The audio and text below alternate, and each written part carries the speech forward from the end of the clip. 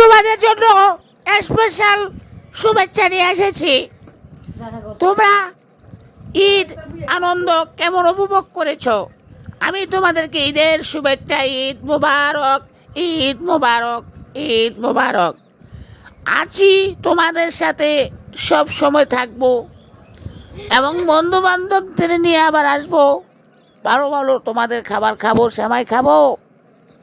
তোমরা সেমাই খেয়েছো, ভাত খেয়েছো, জি তোমরা পটেটো চিপস খাবে না, জি চানাচুর খাবে না, জি চকলেট খাবে না, জি এবং দুধ খাবে, ভাত খাবে, ডিম খাবে, রুটি খাবে।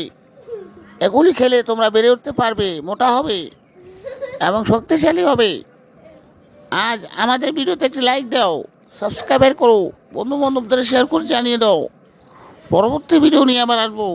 ভালো থাকবে বন্ধুরা। কেমন আছো?